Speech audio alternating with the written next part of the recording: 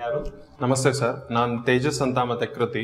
ನಾವು ಜನಗ್ರಹ ಸಂಸ್ಥೆಯಿಂದ ಬಂದಿದ್ದೀವಿ. ಜನಗ್ರಹ ಅನ್ನೋದು ಬೆಂಗಳೂರಿನಲ್ಲಿ ಇರ್ತಕ್ಕಂಥ ಒಂದು ಸಂಸ್ಥೆ. ಈ ಸಂಸ್ಥೆ ನಗರ ಜೀವನದ ನಾಗರಿಕತ್ವ ಮತ್ತೆ ನಗರ ಜೀವನ ಮಟ್ಟವನ್ನು ಇಂಪ್ರೂವ್ ಮಾಡೋದಕ್ಕೋಸ್ಕರ, ಅದನ್ನ ಉತ್ತಮಗೊಳಿಸೋದಕ್ಕೋಸ್ಕರ ವರ್ಕ್ ಮಾಡ್ತಿರ್ತಕ್ಕಂಥ ಒಂದು ಸಂಸ್ಥೆ. ಇದು ನಾನ್ ಪ್ರಾಫಿಟ್ ಆರ್ಗನೈಸೇಷನ್ ಆಗಿದೆ.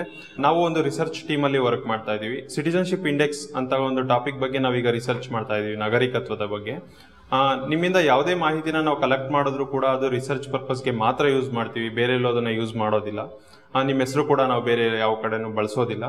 ನಿಮಗೆ ಈ ಸರ್ವೆನಲ್ಲಿ ಭಾಗವಹಿಸೋದಕ್ಕೆ ಇಚ್ಛೆ ಇದೆಯಾ ಸರ್? ಸರಿ ಸರ್, ಮಾಡೋಣ.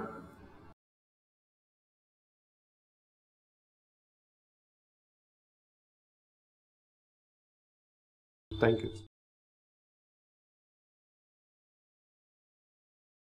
Actually, I don't have time for this questions.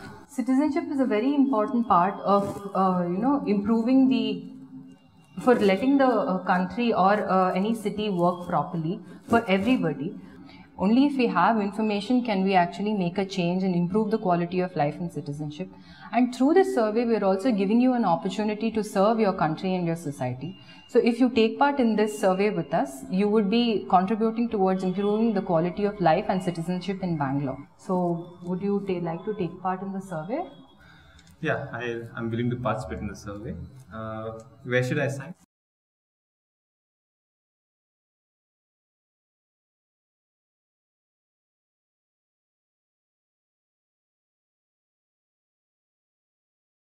Sir, ನೀವು ಕಳೆದ ವರ್ಷ ಯಾವುದಾದ್ರೂ ಬೇರೆ ಧರ್ಮಕ್ಕೆ ಸೇರಿದಂತಹ ಜನರ ಮನೆಯಲ್ಲಿ ನಡೆದಂತಹ ಒಂದು ಮದುವೆ ಸಮಾರಂಭ ಇರ್ಬೋದು, ಹುಟ್ಟುಹಬ್ಬ ಸಮಾರಂಭ ಇರ್ಬೋದು, ಅಥವಾ ಸಾಮಾಜಿಕ ಕೂಟಗಳಿರ್ಬೋದು, ಅಥವಾ ಉತ್ಸವಗಳಲ್ಲಿ ಭಾಗವಹಿಸಿದ್ರಾ?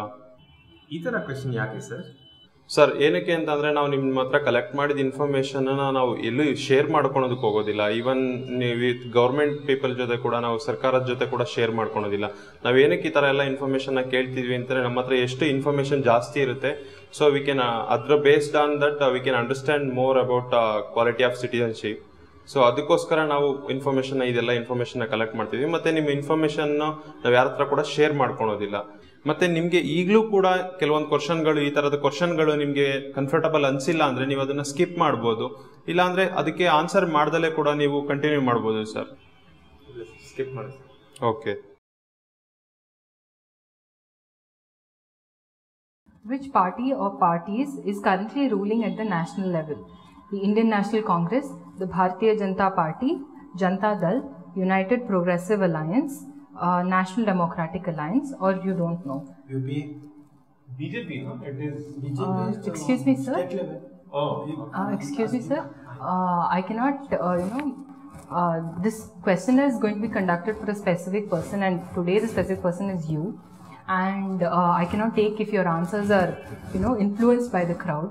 So I'm sorry, sir, but this questionnaire can be conducted only one person at a time. And I request you to please leave the respondent alone during the survey, or you can just remain silent spectators during the questionnaire. Thank you so much. Sir, ನಿಮ್ಮ family ಬಗ್ಗೆ ಎಷ್ಟು ಜನ ಇದ್ದಾರೆ, ಎಲ್ಲ information ನಾವು collect ಮಾಡಿದಿರೋದೆಲ್ಲ ಈ ಟ್ಯಾಬಲ್ಲಿ entry ಮಾಡಿದ್ದೀವಿ. ಈ ಟ್ಯಾಬಲ್ಲಿ ಒಂದು ಆಟೋಮೆಟಿಕ್ ಆಗಿ ಒಂದು ನೇಮ್ ಚೂಸ್ ಆಗುತ್ತೆ. ಅವ್ರನ್ನ ನೀವು ಕರೆದ್ರೆ ನಾವು ಅವ್ರನ್ನ ಸ್ವಲ್ಪ ಕ್ವಶನ್ಗಳನ್ನ ಕೇಳ್ಬೋದು. ಸೊ ನಿಮ್ಮ ಎಲ್ಡರ್ ಬ್ರದರ್ನ ಕರಿತೀರಾ? ಅವ್ರು ಯಾಕೆ ಸರ್? ಓಕೆ, ಏನಕ್ಕೆಪ್ಪ ಅಂದ್ರೆ ಈ ಒಂದು ಕ್ವಶನರ್ ಅಲ್ಲಿ ಒಂದು ಸಿಸ್ಟಮ್ನ ಅಡಾಪ್ಟ್ ಮಾಡಿದ್ದಾರೆ. ಅದು ಒಂದು ನಿಮ್ಮ ಮನೆಯಲ್ಲಿ ಎಲ್ಲರ ಜನರ ಹೆಸರನ್ನ ನಾವಿಲ್ಲಿ ಎಂಟ್ರಿ ಮಾಡಿದೀವಿ. ಸೊ ಅದು ಆಟೋಮೆಟಿಕ್ ಆಗಿ ರ್ಯಾಂಡಮ್ ಆಗಿ ಒಬ್ಬರನ್ನ ಚೂಸ್ ಮಾಡುತ್ತೆ. ಅವರು 18 ವರ್ಷಕ್ಕಿಂತ ದೊಡ್ಡವರು ಮತ್ತೆ 1 ವರ್ಷಕ್ಕಿಂತ ಜಾಸ್ತಿ ಬೆಂಗಳೂರಲ್ಲಿ ವಾಸ ಮಾಡ್ತಿರ್ತಾರೆ. ಅಂತವರಿಂದ ಕೆಲವೊಂದು ಕ್ವಶನ್ಗಳಿಗೆ ನಾವು ಆನ್ಸರ್ ತಗೋಬೇಕಾಗಿದೆ. ಅದಕ್ಕೋಸ್ಕರ ನೀವು ಅವ್ರನ್ನ ಇಲ್ಲಿ ಕರೆದ್ರೆ ನಾವು ಸರ್ವೆನ ಕಂಟಿನ್ಯೂ ಮಾಡ್ಬೋದು ಸರ್. ಸರಿ, ಕರಿತೀನಿ. Okay, thank you.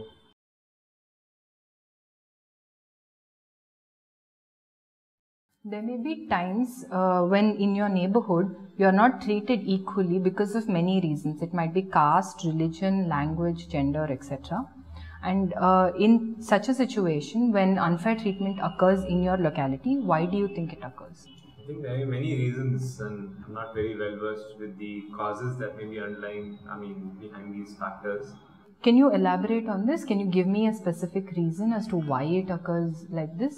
What I feel maybe one of the reasons is that there is quite a bit of cultural and religious divide in this entire community that we stay in. So because of the frequent frictions that may be happening, I think people just like to keep distance from each other, and that's this place where discrimination actually starts. So I think that may be a probable reason, but I'm not really sure.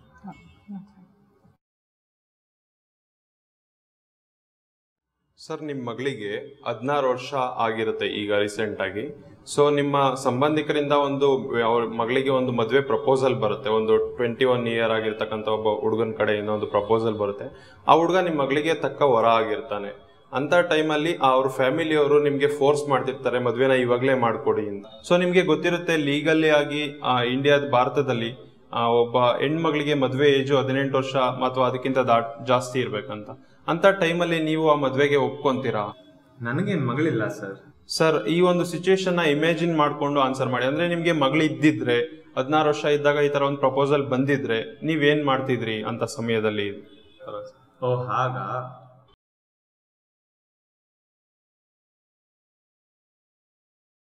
For example, you're traveling to the next city to meet one of your relatives.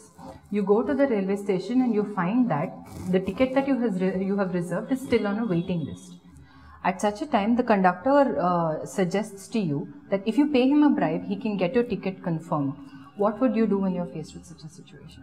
I generally don't travel without a reservation, so I don't know how I can answer that question actually. So you might never face the situation in your day-to-day life, but if you were faced with it, if your reserved ticket was not confirmed and still was on a waiting list, and you were posed with this option of paying a bribe to the conductor, would you do so? I don't think I'd ever pay a bribe actually. I understand that you might never actually face this situation in your daily day-to-day life, but if you are faced with such a situation when the conductor is asking you to pay a bribe so that he can confirm your ticket, what would you do? I think it is against my moral and ethical values to actually pay bribe to expedite a given task that is required to be done or service to be done for me. So since it's morally not aligned to what I stand for, I don't think I'd go for that. Okay, thank you. Sir, ನಿಮ್ಮ ಏರಿಯಾದಲ್ಲಿ ತುಂಬ water shortage problem ಇರುತ್ತೆ. ಅಂತ ಆ ಒಂದು ಪ್ರಾಬ್ಲಮಿಂದ ನಿಮ್ಮ ಅಕ್ಕಪಕ್ಕದ ಎಲ್ಲ ಫ್ಯಾಮಿಲಿಗಳು ಕೂಡ ಸಫರ್ ಪಡ್ತಿರ್ತಾರೆ ಆ ಒಂದು ಪ್ರಾಬ್ಲಮಿಂದ. ಸೊ ಅದಕ್ಕೆ 2 ಸೊಲ್ಯೂಷನ್ಸ್ ಇದೆ. ಫಸ್ಟ್ನೇ ಆಪ್ಷನ್ ಏನಪ್ಪಾ ಅಂತ ಅಂದ್ರೆ, ನೀವು ಒಂದು ಕಮ್ಯುನಿಟಿ ಚಿಟ್ ಫಂಡ್ಗೆ ಕಾಂಟ್ರಿಬ್ಯೂಟ್ ಮಾಡೋದ್ರ ಮೂಲಕ ಆ ಹಣದಿಂದ ಟ್ಯಾಂಕರ್ಗಳನ್ನ ಕರೆಸಿ ನೀರನ್ನ ಹಾಕಿಸ್ಕೋಬಹುದು, ಅಥವಾ ಒಂದು ಬೋರ್ವೆಲ್ನ ಕೊರೆಸಿ ಪಂಪ್ ಸೆಟ್ ಮಾಡಿಸೋದಿರ್ಬೋದು. ಇನ್ನೊಂದೇನಪ್ಪಾ ಅಂತ ಅಂದ್ರೆ, ನಮಗೆ ಯಾವುದೇ ರೀತಿ ಕಮ್ಯುನಿಟಿ ಚಿಟ್ ಫಂಡ್ಗೆ ಫಂಡ್ ಮಾಡೋ ಇಚ್ಛೆ ಇಲ್ಲ, ನಮಗೆ ಯಾವುದೇ ರೀತಿ ಕಮ್ಯುನಿಟಿ ಸೊಲ್ಯೂಷನ್ಸ್ಗೆ ಕಾಂಟ್ರಿಬ್ಯೂಟ್ ಮಾಡೋ ಒಂದು ಇಚ್ಛೆ ಇಲ್ಲ. ಇದರಲ್ಲಿ ಯಾವುದು ನೀವು ಸೆಲೆಕ್ಟ್ ಮಾಡ್ಕೊಂತೀರಾ? ಯಾವ ಆಪ್ಷನ್ ನಿಮಗೆ ಓಕೆ ಅಂತ ಅನ್ಸುತ್ತೆ? ಚಿಟ್ ಫಂಡ್ಗೆ ದುಡ್ಡು ಕೊಡ್ತೀನಿ ಸರ್. ಓಕೆ, ಏನಕ್ಕೋಸ್ಕರ ನಿಮ್ಗೆ ಆ ದಾರಿ ಸರಿ ಅಂತ ಅನ್ಸುತ್ತೆ? ಎಲ್ಲರಿಗೂ ಉಪಯೋಗ ಆಗತ್ತೆ ಅಲ್ವಾ, ಅದಕ್ಕೆ. ಓಕೆ.